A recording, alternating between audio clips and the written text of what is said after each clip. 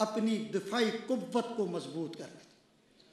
عدوا لهم ما استطعتم من قوة ومن رباط الخيل، جس قسم کی قوت بن پڑتی ہے، میں سمجھتا ہوں سب سے پہلی قوت تو اخلاص ہے۔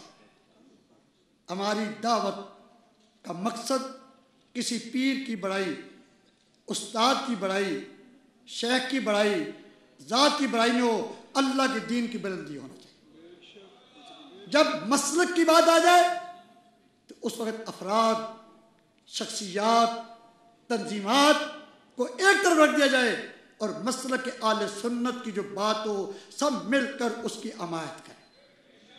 دوسری قوت ہمارے مدارس ہیں۔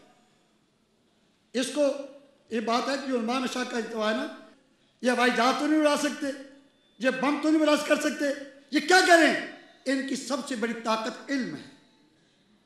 علم حاصل کریں، اپنی اولاد کو پڑھائیں، اور دکھ سے کہنا پڑتا ہے وہ مشائخ جن کی اولاد مزے کر رہی ہے روحانیت کے نام پر، وہ علماء جن کی اولاد کالجوں یونیورسٹیوں میں گئی، مسجد مدرسے کے روپے کے چندے کے بعد ان کی اولاد ہی آج دین سے بیزار ہو رہی ہے۔ کیا ہماری المیہ نہیں ہے؟ کیا ہماری دکھ کی بات نہیں ہے؟ آج اگر عزیز بابا جی صاحب رحمۃ اللہ تعالی علیہ کے مزار کے مجاور دارالعلوم بناتے، وہاں علماء پیدا ہوتے، تصوف کی خدمت کرنے والے فکر پیدا ہوتی، وہ لوگ پیدا ہوتے، تو کیا طالبان وہاں قبضہ کر سکتے تھے؟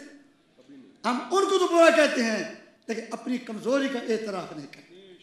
اور میں ذکر جو کر رہا ہوں صرف اعتراف کے لیے نہیں، ہمیں اس کا آئندہ کی تذاکر کرنا چاہیے۔